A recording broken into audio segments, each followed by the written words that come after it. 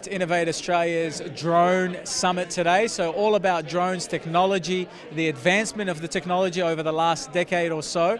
And we've got some incredible lineup of speakers and a really great panel to talk to.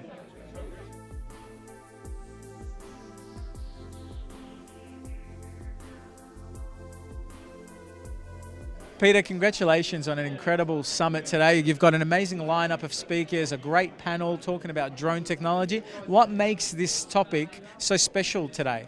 I don't know. First of all, I'm very happy with the event. I mean, the place was packed. You had to put extra chairs, so it was really good. And you're right. The panel of speakers was very quality and professional people. So, and it was good actually to hear from every aspect, including legal aspects. So yes, from Michael at the end. I think the speakers made it special as well. So it's a good topic. It's a popular topic. So we had people in the audience from local government. We had from state government as well, from different businesses, so variety, and yeah, we really enjoyed it. We're very happy about this one. But the best part about this is what I really like. I mean, one of the people in the audience and one of our panelists actually get together, and one is doing 3D printing and actually was doing 3D printing of a drone in real time, and actually they're gonna work together. So now it's the business is gonna happen. So they actually, instead of so far he was doing parts in China, but now he said what Richard Oving can do. So he said, but we can do it together. Printed locally? Absolutely, yes. So fantastic to actually see this business happening because of that. It's what I love about the Innovate Australia Summit events is actually not only the knowledge and the information share, but it's the networking. Yeah, no, that's the big part for me. And I think I told you before. When you close your eyes like right now, you cannot distinguish the words, but you can hear humming, and things are happening. People getting connected. People going, oh yeah, John, yeah, okay, let's get together. So that's the part we really love. Well done and congratulations. Thank you very much. Thank you, Peter. I'm here today with Richard Bazin. He's the Director of National Drones Western Australia. Richard, how are you today? I'm great today, Baz. How are you? Excellent. Tell us a little bit about this event and why you decided to sponsor it. Yeah, this is a fantastic event. It's probably one of the first times in WA that we've seen our industry come together collectively to share what's happening in that industry, the problems, the challenges, but also the growth and the areas of opportunity that's going to afford us all. So yeah, it's a really exciting industry to be part of at the moment. Perfect. And Innovate Australia is a fantastic forum for this kind of gathering between you and people in your industry, right? Yeah, absolutely. I mean, you look at the quality of people we've got here today. We've got people from mining companies, utilities, education, local government, all sorts. And that's the great thing, because our industry, the drone industry, it goes across all those different areas, whether it's mining, agriculture, as we said, asset inspection. It's really vast, and we're really starting to see those use cases come out and really happen now in WA. Wonderful. So what is National Drone's sort of role in WA? What do you guys do, and what sort of services do you offer to companies? Yeah, great question. So we're probably one of the only end-to-end service providers in the drone industry in Australia, actually. So we don't just go out and fly drones. We do that. We go out and fly drones. We collect data, whether that's working on asset inspections, agriculture, thermal imaging, mining, mapping, surveying, a whole bunch of stuff. But really what we realise is the real value in what we do is understanding that data. So we have a suite of software platforms that we now use, work with our clients to enable them to actually really get to grips with that data and make them useful. So that's the second thing we do. We also have our own nationwide flight training operation. So we're really excited to, that's been going for quite a while on the East Coast, and we're really excited to mention that today because that's really part of our official launch. We're taking that nationwide out of the East Coast and bringing it over here to WA, and that works mostly with training our corporate clients, and which could be industry or local government.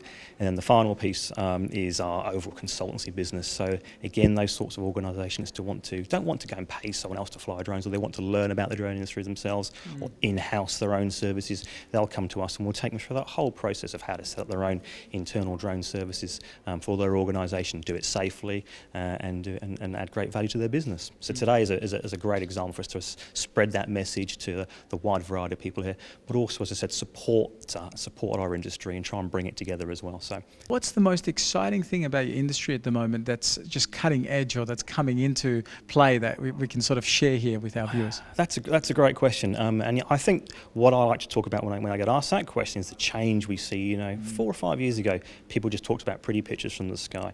And now, as we've been talking about, it's about data. But what we're starting to see is really what I'd call active uses of drones, not just a passive use. So instead of just collecting data, they're doing stuff. So we're seeing drones that can spray crops. We're seeing drones that are being developed that can help in firefighting.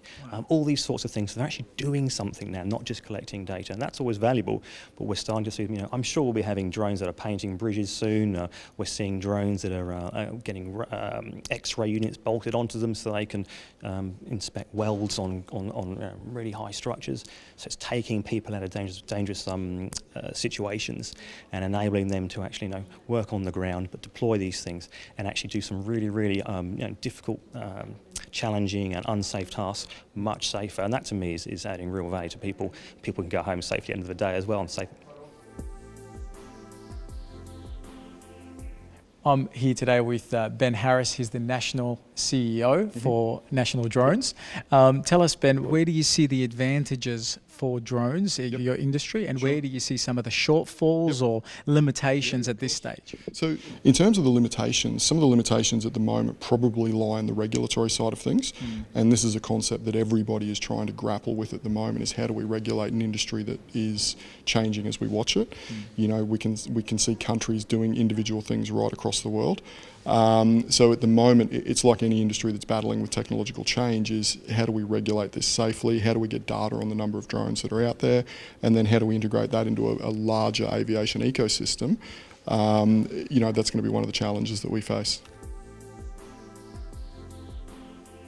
I'm with Josh Portlock, and he's talking about the historical perspective of drones over the last decade or so. Josh, enlighten us. Tell us a bit about the changes over the last sort of decade. Yeah, I just presented about that sort of shift in the industry and the fact that we were a little early in some regards. Trying to commercialise drones 10, 12 years ago was quite challenging, but that has caught up. The regulations have caught up. The consumer awareness and customer acceptance of using drones as a tool has improved a lot over the last decade, and now to the point where it's basically become commoditised and democratised and really accessible for everyone to use drones. There's still place for professional organisations to provide a level of higher quality service of engineering and data, but even if people want to own and operate their own drones, it's more accessible than ever. So what are you seeing as some of the advantages of the exciting changes in the industry, and what are some of the challenges that you think are holding the industry back? Sure, I think the exciting opportunities are looking at hyperspectral imagery. That's broadening what we're looking at, rather than just red, green, blue like we see every day, looking at these ultraviolet and near infrared and long wave infrared spectrums that you can't see with our human eyes, but you can see with really high-end cameras. And with that data, you can make much more advanced decisions. The challenges with that is getting industry to adopt this unseen, literally, like they can't see what the camera is seeing, but you have to convey to them and show and prove that it is giving them usable data to make decisions. So I guess it's the next phase of educating the industry of what the technology is capable of doing. For instance, using hyperspectral imagery, you can detect chemicals or oils or even vegetation health much better than conventional techniques. And because it's from the air, you can cover that area much more efficiently than a ground truthing method of physically, like a farmer going around and checking his crop. He could fly over the crop with these spectral sensors and look at the health of the crop and make decisions about fertilising and when he's going to harvest and where he's going to sow and those sort of things. So it's kind of like a superpower for people to actually do their jobs better by using that spectral information. I'm here with Michael Nash. He's a Principal Associate at Bennett & Co. Michael, tell us a little bit about the litigation side of things, the privacy side of things when we talk about technology like drones. Sure. Well, it's really interesting because, in my opinion, the litigation side of this equation hasn't hit critical mass just yet. There's a lot of growth in the area, a lot of growth in the business side of things, meaning there's more drones in the sky and the like. But as of yet, the lawyers await test cases to see exactly how the laws around drones would be interpreted. So that's something I'm really interested in, seeing how that plays out, but also in sort of helping people navigate some of the risks involved with drone operations and setting up businesses that run those kinds of operations. It's a reasonably new industry, even with it being probably a decade or so old. How do you think it's faring so far for the regulations around it? Well, Australia was one of the first countries in the world to put drone regulations in place in about 2002. So at the moment, with that sort of the growth in the industry on a global scale, you're seeing regulators like the FAA and EASA in Europe dedicating a lot of resources to updating, reviewing the regulations around drones, particularly to enable commercial operations. So it's a really interesting time to be a lawyer looking at these kinds of things, because you're seeing the direct interaction between a growing industry and laws that, yes, they've been around for some time. They were never really designed to allow mainstream drone operations. And now they're getting a review that some would say was overdue. Well, tell us what are some of the exciting, opportunistic things that you see coming out from your perspective, and what are some of the biggest challenges that you're seeing at the same time? Sure. Well, in sort of scaling up those kinds of technologies to commercial operations, drones and their operators start to encounter things like the privacy laws that you mentioned, and safety laws and the liability laws around drones and aircraft operations. So I'd have to say those things all represent significant challenges at a governmental level. They're things that need to be resolved on a larger stage than just by one operator or one lawyer. They'll only ever be resolved by collaboration between industry, government and other stakeholders.